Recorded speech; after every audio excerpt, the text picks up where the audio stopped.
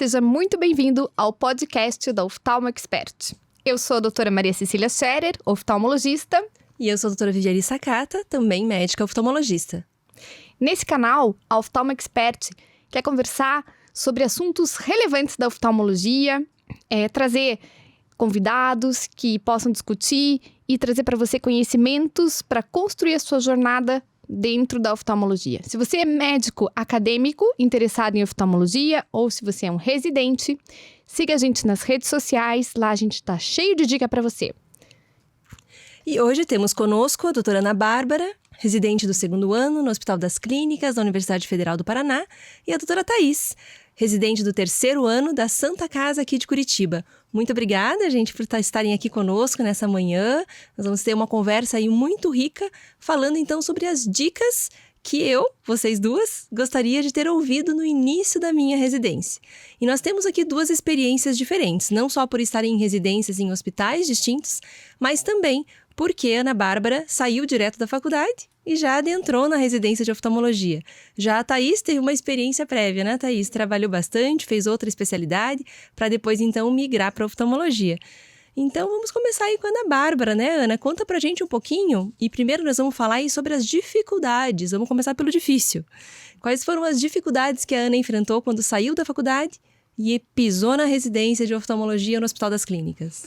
Então, primeiramente, eu gostaria de agradecer o convite, doutora Maria Cecília, doutora Viviane. Estou muito feliz de estar aqui, muito honrada. Parabéns pelo projeto, achei um projeto incrível. E vamos falar aí das dificuldades, então. Então, como eu entrei direto, assim, saí da faculdade e fui direto para a residência, caí ali num mundo que totalmente à parte, ainda mais oftalmologia. Então, pra mim, aprender uma coisa do zero, assim, foi muito difícil. Mas conta pra gente, Ana, até aproveitando esse gancho, você já queria oftalmologia? Você já tinha estudado na faculdade ou você estava só com o conteúdo básico da faculdade, que não é muito grande, né? A gente sabe disso. Exato.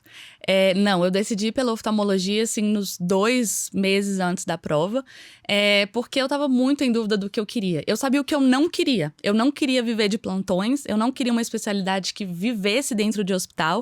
Eu queria poder ter tempo para minha família, poder passar o Natal com minha família, ter essa liberdade, sabe? E aí a oftalmologia surgiu porque eu gosto muito de clínica, gosto muito de exame de imagem e gosto muito de procedimentos. E a oftalmologia caiu como uma luva, porque juntou tudo que eu gosto e foi exatamente por isso que eu escolhi. Mas, igual você disse, o contato que a gente tem com a oftalmologia na faculdade, meu Deus, é nada.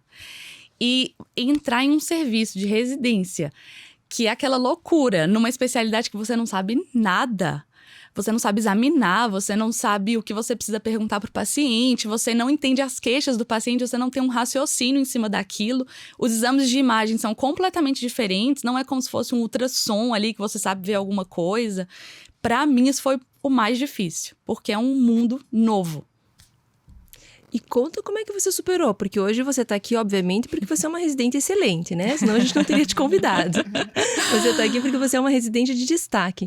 Então conta pra gente um pouquinho como é que você superou toda essa dificuldade de você não saber nada na residência, ou saber muito pouco, porque a faculdade nos dá, assim, o básico do básico do básico, dentro do mundo que é a oftalmologia, e chegar na residência e ter que lidar com assistência versus aprendizado. Exatamente. Não tem segredo, é sentar e estudar. É você tá ali na residência, mas tá mesmo, sabe? Se tiver dúvida, não só joga o serviço, vai tirar, pergunta a alguém. Sempre tem alguém próximo que sabe um pouco mais que você.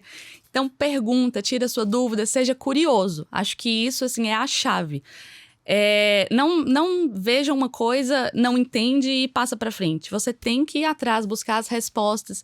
E em casa, o tempo que você tem em casa, que no R1 a gente sabe que é pouco, mas tenta ler pelo menos alguma coisa. Tenta estudar a teoria, algum caso que você viu ali no dia a dia. E aos poucos eu garanto que as coisas vão encaixando. Legal, isso é bem joia, né? Nesse momento a gente sempre, eu e a Maria Cecília, que nós temos aí mais de 10 anos, mais de 15 anos quase no ensino da oftalmologia, é interessante de ver, porque como você disse, no R1 a gente tem pouco tempo, né? Então você chega em casa muito cansado, você já tem que ter alguma coisa ali pronta e direcionada do que você vai ler, né? Então muitas vezes um roteiro de alguém que te diga, olha, estuda isso, que isso vai fazer sentido para você naquele momento, é uma coisa bem importante. Mas eu fugi um pouco do assunto, né? Porque o assunto pra gente é muito interessante e eu e a Maria Cecília, se deixar, a gente fica horas falando disso. Mas vamos lá, Thaís. Quais foram as maiores dificuldades que você enfrentou no início da residência? E conta pra gente também um pouquinho da tua história prévia, antes de entrar na residência.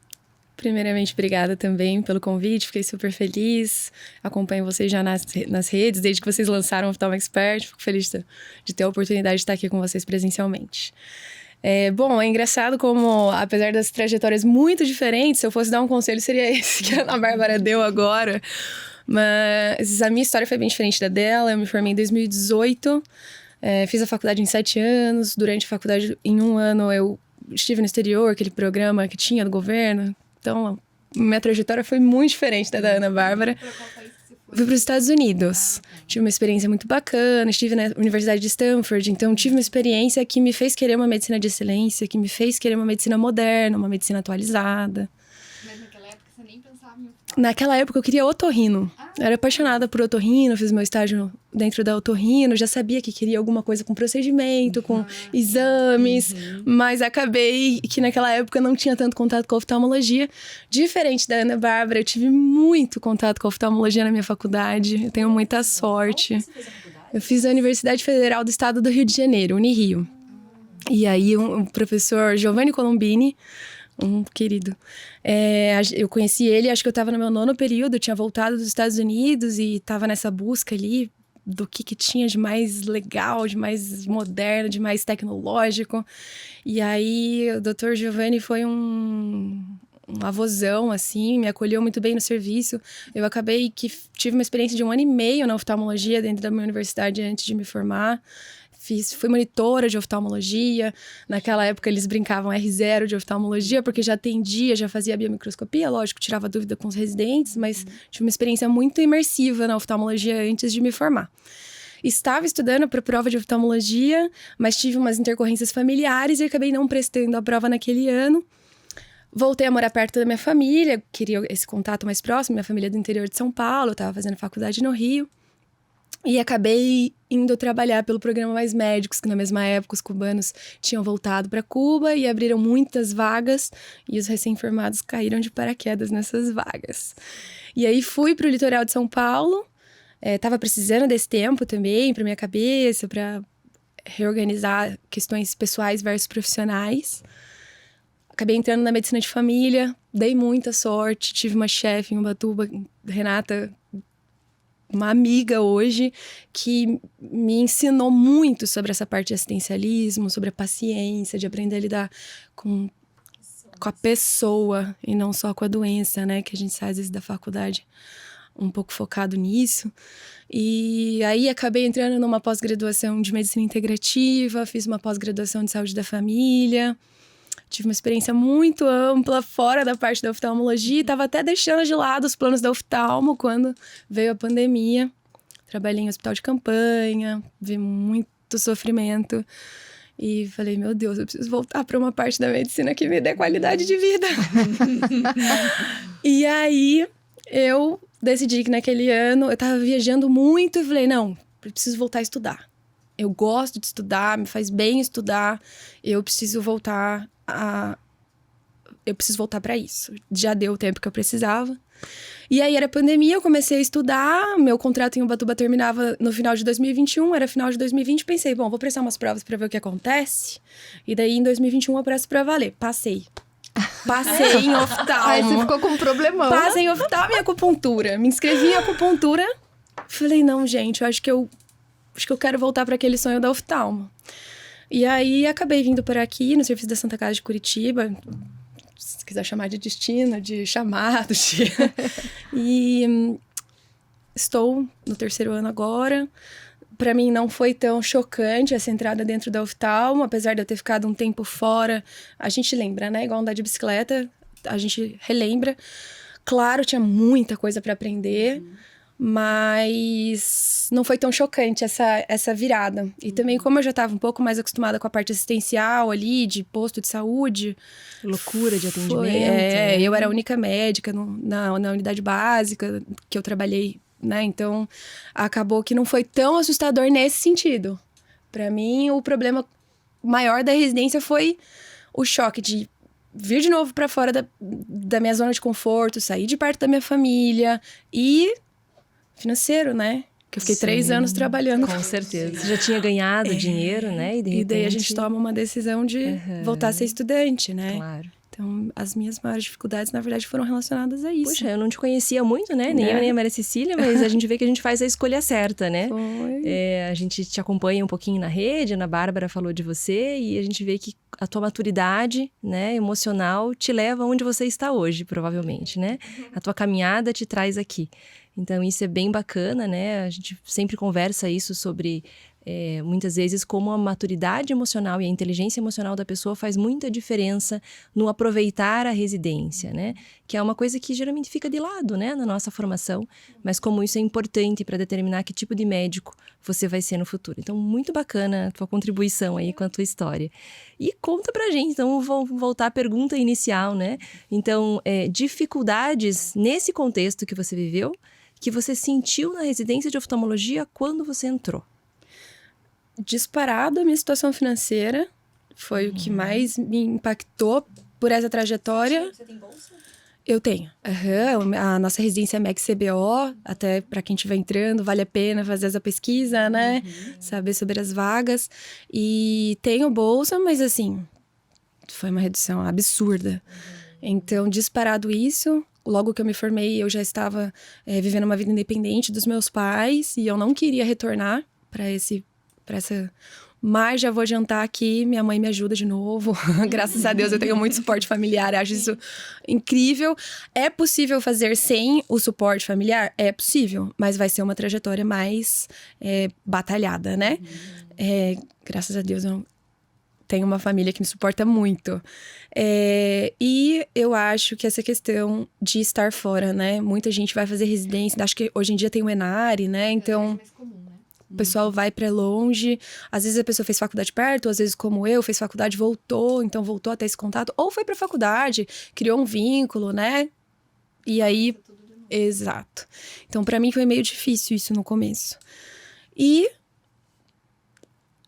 voltar a equilibrar profissional com o pessoal, porque eu tinha feito uma pausa e consegui focar muito no meu pessoal, e aí você entra na residência... Vira aquela bagunça. Então, essa priorização entre pessoal e profissional, eu também gosto muito de esporte, eu sei que a Ana Bárbara, eu sou fã, eu acompanho nas redes, mas eu também sou apaixonada por esporte e por leitura, por outras coisas, por viajar, e aí a gente chega na residência... Fica mais difícil. Então, essa questão foi... Posso fazer um parênteses de quem já é um pouquinho mais à frente da caminhada? Existe um momento na vida em que você revive essa falta de tempo. Porque a gente está falando aqui dessa falta de tempo. Você está muito mergulhado na residência, no atendimento, né? No estudo, e você não tem tempo para você. Né? Eu acho que um momento muito crítico que a gente revive isso é a maternidade, né? Somos todas mulheres e é um momento em que você abre mão completamente de você e você tem que se reinventar porque você não tem tempo, né? Você está todo voltado para a criança e para o trabalho, geralmente, nós que somos mulheres profissionais. Mas muito interessante essa como a gente lida, né, com as dificuldades. E volto a dizer, a gente já falou no podcast anterior a este, que é na dificuldade que a gente aprende, né? Então, muito bacana. Até a doutora Ana Paula, que estava aqui antes, né? Eu lembro que quando eu tava com a Olivia bem pequenininha, assim, eu liguei pra ela me indicar uma babá e tal. Daí ela falou assim... Nossa, é que nem CR1 de novo, né? Daí eu falei assim, é bem pior, Ana, bem pior. Porque no R1 termina o plantão, né?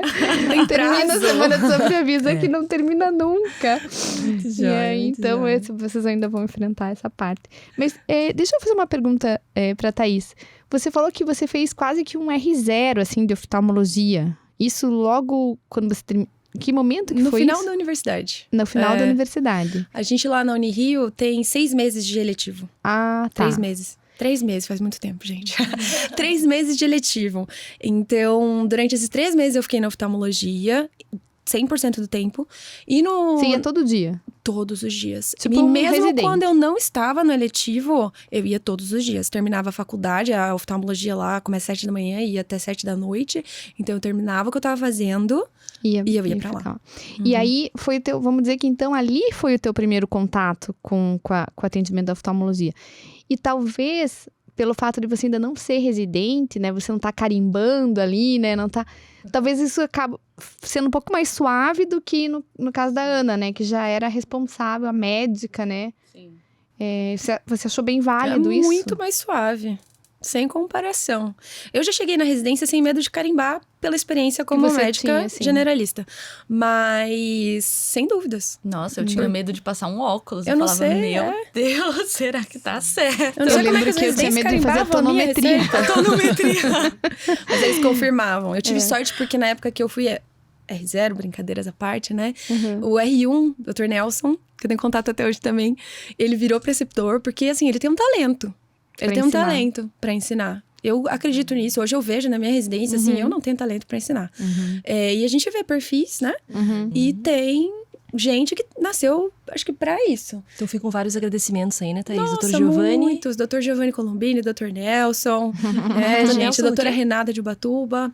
Sabe que eu não lembro o sobrenome dele. Dr. Ele Nelson faz do Rio, córnea então, lá, e a doutora isso. Renata. Ele ainda tá no Muito serviço de joia. Rio como preceptor. Ai, Muito que joia, legal. gente. Então, a gente sempre fica pensando por que o R1 tem que ser tão torturante, né?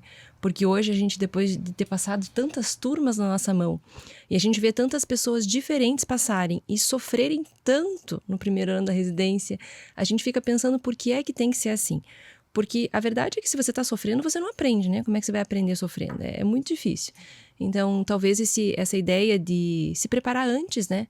Para aquilo que você tem pela frente, e a gente tem muito esse pensamento também, ela torna a caminhada muito mais suave e mais do que isso. Ela te dá o potencial de você se transformar num outro tipo de médico.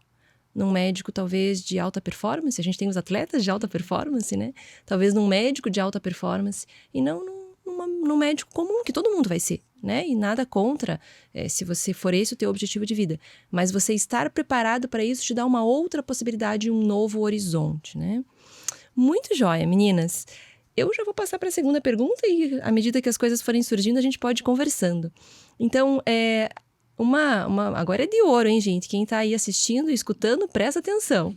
5 dicas que vocês gostariam de ter ouvido no início da residência. Eu vou Eu falar acho que a vai ser primeira parecido. aqui, então eu também acho. Eu acho que a primeira a gente sempre escuta essa frase, mas eu nunca tinha parado para pensar e dar tanta importância para ela, que é a seguinte: é você quem faz a sua residência. Eu sempre tinha escutado isso, mas nunca tinha parado para pensar. E essa é a maior verdade que existe.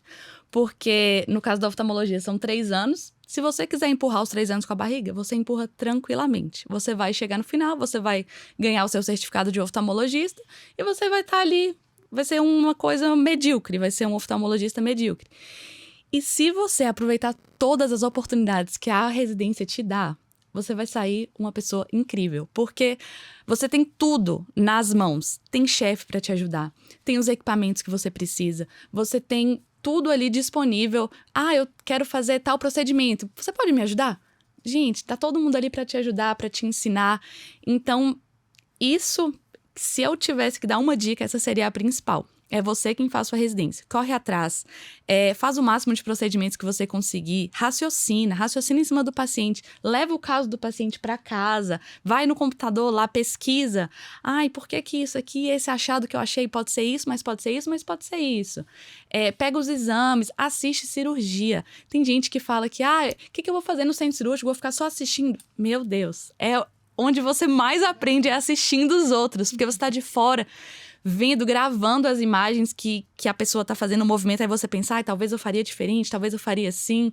Então, aproveita o máximo que você puder, tudo que tem à sua disposição. Essa, pra mim, seria a dica principal. Joia. Quando vocês me pediram preparação para esse podcast, né, me chamaram, me convidaram e falaram sobre o tema, um dos meus pontos foi proatividade. Acho que isso resume, assim, a Ana Bárbara falou muito, muito bem, e eu acredito muito nisso. Eu converso muito com os R- hoje, que eu sou meio brava. Eu falo pra eles, gente, assim, demonstre interesse, sabe? Desde coisas pequenas, do tipo, chegue no horário, até coisas como, esteja no centro cirúrgico prestando atenção no que você está fazendo. Pega o teu caso que você não descobriu o que é, não tire uma dúvida, ouça o que o seu R+, ou o teu chefe falou, e escreve no prontuário e acabou. Não. Pensa sobre aquilo, estuda sobre aquilo, vê se faz sentido. O seu R+, nem sempre sabe tudo. Aliás, várias vezes não sabe. O seu chefe também pode ter um viés de alguma especialidade, uma subespecialização. Discuta com mais pessoas, estude. Se você acha que pode ser uma coisa, mesmo que esteja errado, pergunta por quê, né? Então, assim, proatividade. Dos pequenos detalhes, como chegar no horário, separar as fichas e fazer as partes burocráticas da residência. Que é uma delícia. Eu Tô fico Aí essas questões mais... Aí eu vou ser o advogado do diabo. Mas e a minha vida pessoal? As coisas que eu quero fazer? Eu não quero ficar tanto tempo no ambulatório. Eu quero passear no final de semana. O que vocês me dizem disso? Eu acho que isso aborda 2 tópicos. Quando eu pensei nas 5 dicas que eu poderia dar, isso aborda 2 tópicos meus. Um seria priorização e o segundo seria... O segundo, assim, foi o meu último, não menos importante, o mais importante. Saiba por que você está aqui. Então, assim, eu abri mão de uma vida perfeita. Sem brincadeira, morando no litoral, de frente para o mar, surfando todo dia, aproveitando a vida loucamente, viajando para estar aqui. Eu não quero gastar esses 3 anos para depois ter que fazer mais um monte de coisa. Eu preciso aproveitar o tempo em que eu estou na residência. Não é para sempre. Exatamente. O internato... Termina, né? Termina. O internato foi super corrido. Estudar para a prova de residência é um sofrimento tremendo. E termina. Sabe? Isso é uma coisa que eu sempre falo também. São fases, né? São Você tem que ter em mente fases. que é uma fase. E você nunca vai conseguir ter equilíbrio na sua vida pessoal, profissional, nas suas... Nunca vai estar exatamente dividido tudo certinho. Então, são fases da sua vida que uma hora você vai priorizar tal coisa, outra hora você vai priorizar tal coisa. Isso vai dar vida. Você tem que ter em mente onde você quer chegar. Eu quero ser um oftalmologista... bom, assim, eu quero saber o que eu tô fazendo. Não, fale a verdade. O melhor. Eu quero ser o melhor. Bom, não. Então, você tem que saber e passa. Querendo ou não, a preparação para residência foi horrível, foi difícil, meu Deus, só estudando. O R1 também, mas tudo passa. Sim. E são fases. E assim, do jeito que a gente tá falando aqui agora, eu tô na reta final, é fácil falar. Tem muito sofrimento. Tem dia que você fala, não aguento mais, por que eu tô fazendo isso da minha vida? Aonde eu tava com a cabeça? Vocês lembram de alguma situação, assim, que possa ser falada, assim, algum exemplo? Eu vou, só por enquanto vocês pensam, eu lembro no meu R1, que o R1, ele ficava separado fisicamente do resto. E era uma emergência, era um sábado, assim, sabe? E veio Detalhe um paciente... que eu era R1, né? E a Cissa era R2, né? eu era braba. Eu ainda sou, né, Vivi? Ainda brigo com você, né? Mas menos hoje. E aí, eu tava sozinha, assim. E... eu adoro fazer parênteses, mas vou tentar terminar essa história. Daí, chegou uma paciente com dor no olho. Ela tinha dor. E eu olhava aquilo na lâmpada de fenda e eu não tinha ideia, assim, ai meu Deus, o que ela tem, acho que é herpes, né? E aí, eu lembro que eu passei o remédio lá do herpes e tal.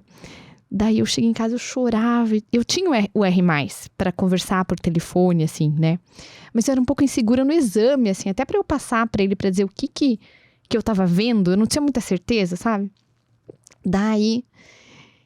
eu sei que eu cheguei em casa, assim, e daí eu falei, não, mas acho que não era nada disso, e agora? E eu chorava. Daí eu lembro que a paciente voltou na segunda-feira, assim, ela nem tinha comprado o colírio que eu mandei, nem a pomada. E eu falei, meu Deus, eu fiquei chorando à toa, porque a mulher nem fez o que eu mandei fazer, né? Mas eu lembro que chorar no R1 era uma coisa bem importante. E o meu parente é o seguinte, porque eu me cobrava muito. Eu achava que quando eu entrei no R1, inconscientemente eu achava que eu era uma oftalmologista. Então, que eu tinha que saber aquilo, assim, né?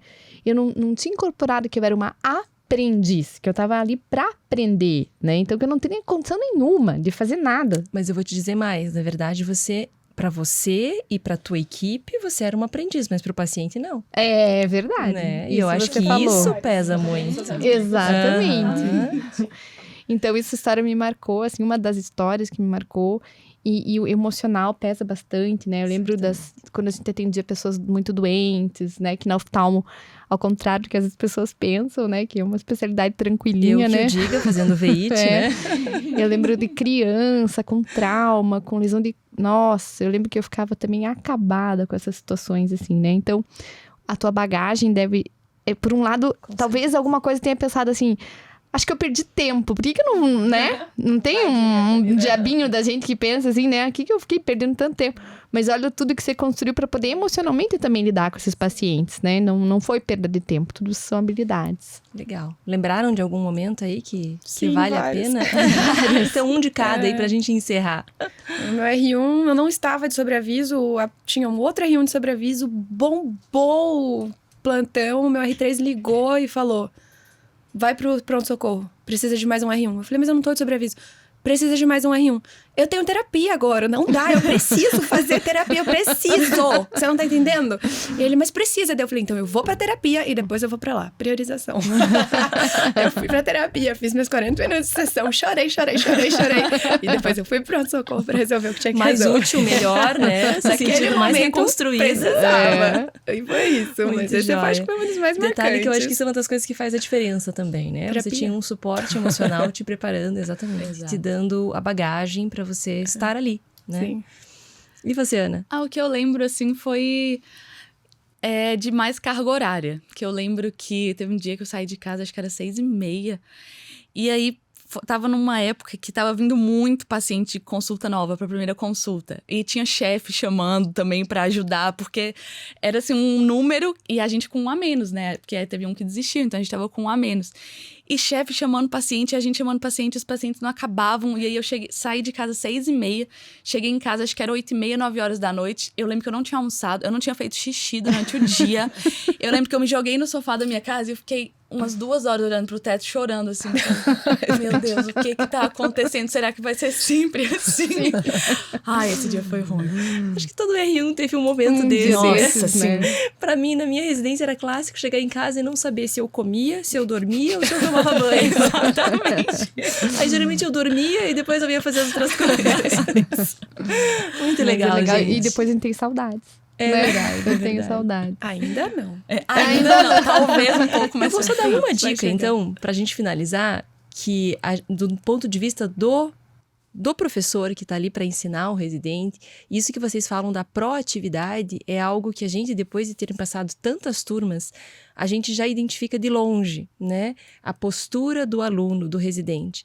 E eu confesso para vocês que muitas vezes, porque a gente também corre muito, a gente trabalha, às vezes você não dormiu à noite porque o filho chorou, estava com dor de barriga, enfim, e você acorda cansado e quando você vê um aluno que ele está pouco interessado naquilo que você tem a oferecer, a gente toca o ambulatório. Né? Então, assim, isso é uma dica importante para realmente que vocês estão dando, porque o professor também vai responder a isso. Quantas vezes eu tive no ambulatório um residente que não queria saber de nada, né? E um residente que estava interessado. Aquele que está interessado, você tem vontade de ensinar, independente do seu grau de cansaço. Agora, aquele que você sabe que ele não está nem aí, bom, se ele não está nem aí, por que é que eu vou estar? Né?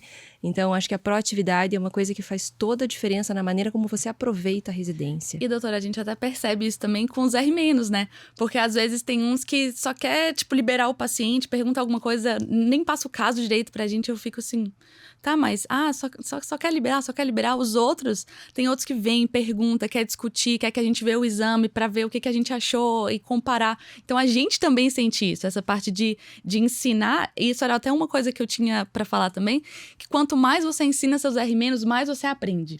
Então, não hesite em ajudar o seu R-, ou até o R+, às vezes, ali, está numa discussão. Isso, pra mim, é incrível. É, o melhor jeito de aprender é ensinando, sem dúvida. Quanto mais se ensina, mais se aprende. Uhum. Muito obrigada, meninas. Nossa, super legal. Podia ficar aqui mais uma hora conversando. Legal. Vamos fazer ter que parte repetir, 2. né? Parte 2. Mas muito obrigada, gente. Nosso compromisso aí com o tempo também, de quem está nos ouvindo, né? Muito obrigada, Thaís. Muito obrigada, Ana. Certamente, hoje eu vejo que a gente fez a escolha certa, né? De chamar vocês. Vocês são mulheres maduras e residentes que se destacam nos serviços que estão. E a gente vê aqui por quê, né? Toda uma bagagem construída aí ao longo da vida e a postura com a vida também é que faz toda a diferença. Então, muito obrigada aí para quem nos ouviu e até a próxima. Até a próxima.